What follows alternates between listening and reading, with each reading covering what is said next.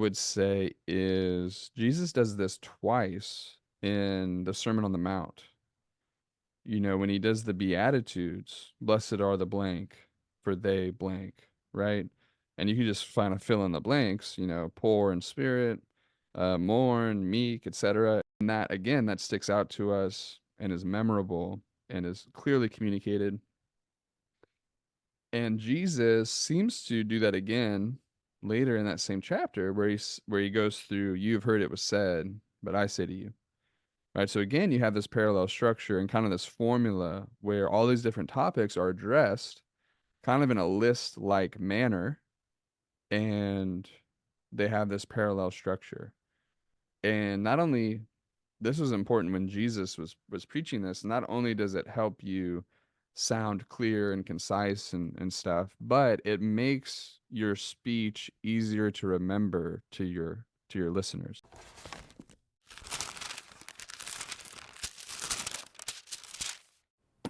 It's another way, just stay consistent with it. Whatever it is, when we communicate that way, it's helpful, especially when we're making lists or have things like that. And we see this a lot, when the Apostle Paul a lot will like list sins, for example, like Galatians 5, the works of the flesh and the fruit of the spirit. Those lists, just the way they're communicated is consistent. Things like, 1 Corinthians 6, when he lists those sins of those who will not inherit the kingdom. um the way you do that, if you stay consistent with it, it's easy to follow and it's forceful, which helps us in our communication. But let's look at an example from Ecclesiastes chapter 3. If somebody wants to read that for us, just whoever gets there and feels up to it, if you can read it. Ecclesiastes 3, verses 1 through 8.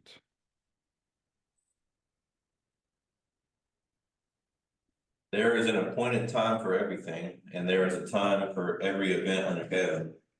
Time to give birth and a time to die, time to plant and a time to uproot what is planted, a time to kill and a time to heal, a time to tear down and a time to build up, time to weep and a time to laugh, a time to mourn and a time to dance, a time to throw stones and a time to gather stones, a time to embrace and a time to shun embracing, time to search and a time to give up as lost, a time to keep and a time to throw away, a time to tear apart and a time to sew together, a time to be silent and a time to speak, a time to love and a time to hate, a time for war and a time for peace. All right, thank you. So obviously it's kind of a famous passage from the book of Ecclesiastes, but the parallel structure, and this is a big element of Hebrew poetry. The Proverbs has this, Ecclesiastes, some of the Psalms, Song of Solomon, all have this parallel structure as a huge part of Hebrew poetry. It's kind of like our, well, it's kind of like our rhyming, in English poetry. Depending on the type of poetry, we usually expect some rhyming to be going on. At least the fundamental parts of poetry we learn first. We expect some rhyming. In Hebrew poetry, you expect to see parallel structure, and you can see it here, and it is, I don't want to say catchy, but it sticks with you, right?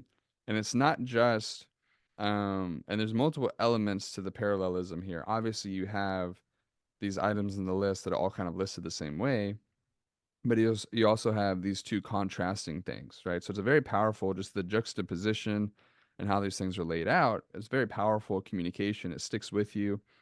Another example of this, kind of from, yeah, not kind of from, another example of this from the New Testament, I would say, is Jesus does this twice in the Sermon on the Mount. When he does the Beatitudes, blessed are the blank, for they blank, right? And you can just kind of fill in the blanks, poor in spirit, mourn, meek, etc. And you just have this formula there in the Beatitudes where these people are blessed. This type of person is blessed because this result, right? And you just have it again and again and again. And that, again, that sticks out to us and is memorable and is clearly communicated. And Jesus seems to do that again later in that same chapter where he goes through, you've heard it was said, but I say to you. right? So again, you have this parallel structure and kind of this formula where all these different topics are addressed kind of in a list like manner, and they have this parallel structure.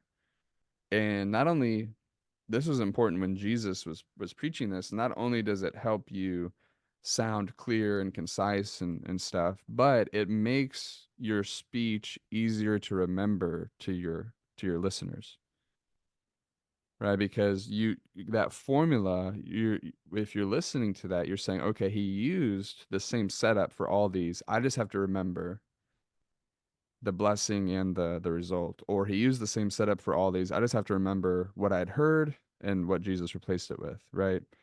Or elaborated on. So that again, it's a tool in our toolbox. We see the biblical writers use it, of course, the Holy Spirit use it, and something that we can, as much as we can, keep in mind. And I think too, there's how about in preaching? In what ways do y'all think parallel structure can be used in preaching? Alliteration. Okay, yeah. So elaborate a little bit more on that. I did a sermon called The Three R's of Derailment. So, Okay, yeah. So each point, I'm take it. Each point began with the letter R. yeah. Yeah, and I love that because that allows, one of the strengths of that obviously is they're easy to remember, right? I'm sure if I sat through that sermon and listened to it, I probably could remember those three R's, and I knew, okay, I've only got, you know, one letter to remember each of these three words by. So not only does it not only does it communicate clearly, but it sticks with me. Okay. Anything else? It Yeah. also forces you to try to think of other alliterations that you could put in there as well, which is one of the reasons that I like to use alliteration from time to time, because I want them to think after the sermon is over, are there any other R's that I could come up with? Yeah, that's a great point. I've never thought about that. Yeah, so that and obviously that's a big part of as preachers, we do want to give people something to chew on throughout the rest of their day, throughout the rest of the week, for sure. Yeah, anything else y'all can think of as far as parallel structure in sermons? If you, sorry, if you want somebody to make a choice between, um, whatever, then it would be good to draw a parallel. If you do this, and this is the result. Uh, sorry, Jesus has promised this, but this is what will happen if you don't follow his commands. So you can draw the parallel between what is not and what is. You could all so in preaching, the individual would recognize, especially if you're making an appeal from pathos for them to make a choice, then you could draw parallel structures, and that would make a sermon somewhat effective. Yeah, that's a great point. That's a great point. And kind of that contrast, the parallel there, it can be very powerful. And I think we see Moses doing that, when he says, I present before you this day life and death. And he kind of just tells them, hey, if you choose life, this is what's going to happen. If you choose death, this is what's going to happen. And that was informational, but more than informational, like you said, the pathos is there compelling them to make the choice that is best for them, right? I don't want leprosy and sores and sickness and exile. I want to live long in the land and be loved and all that good stuff. Yeah, that's a great point. Anything else y'all think of? Well, certainly, as we make our points to stick with what the scripture is saying, like when Ezekiel is told to eat the scroll, sticking with why should we eat these things? Why should we take these things in? Yeah, that's a great point. And I think there's a lot we can learn from that and from the scriptures and how they use these things.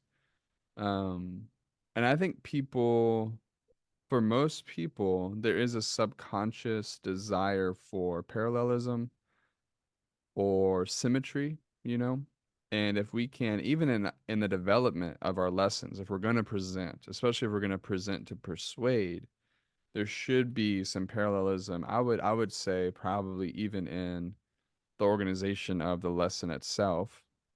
And one way to do that is, to kind of have an introduction and a conclusion that fit with each other, and to come back to something you introduced in the conclusion, um, or even kind of try to have some balance between the different points that you're progressing through. Sometimes it's hard, and sometimes the text demands that you don't do that. But if our presentations themselves, their structure is parallel and symmetrical, I think even on maybe on a subconscious level, it will jump out to people. Well, Yeah, and also yeah, go ahead. I'm sorry, from a standpoint of preaching it, I have found, and I didn't used to do this, and I would get lost in my sermon sometimes, but now that I make them parallel, if I have an A, then there has to be a B. If I have a 1 under the A, it has to have a 2. And now I know, all right, well, that was the first point. There has to be another one, so. It's Yeah, just that's a easier to great point. preach. Yeah, that's a great point. And these things were all used historically, kind of parallelism and things like that were used as mnemonic devices or devices to help you memorize things. And there's even, there's some scholarly work on the genealogy and Matthew's account was probably the way he laid it out was a mnemonic device used by Jews to remember genealogies, right? Because there's the parallel structure of you've got what is it, three categories, right? Of you've got from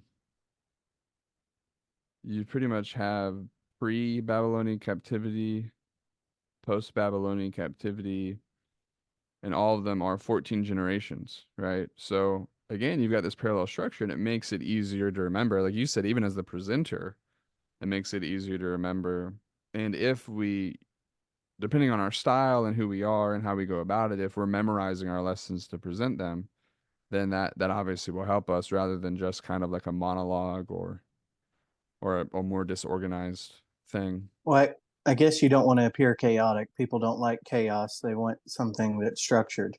So, and that's where logos really comes in, is clearing some of those barriers and making ourselves as easy to understand as possible so that the material can shine and people can see the truth. I think sometimes also repeated themes or repeated ideas can help. One that comes to mind from the scriptures is, and it might sound a little, so when Jesus says, "Verily, verily, I say to you," truly, truly, that's kind of like a, even though we don't typically think of it that way, it's something he'll use over and over, and sometimes in his speeches, to, I guess, kind of tie things together to the truth, I suppose. Yeah. Yeah. No, I think that's a great point. And when you were saying that, it made me think of Psalm 136, where each verse ends the same way. For his mercy endures forever. New King James, ESV, his steadfast love endures forever. But every single one ends the same way, right? And again, it flows different, and you can see the organization of it. But yeah, there's all kinds of, again, this is just the tip of the iceberg. There's all kinds of parallel structure in the Bible.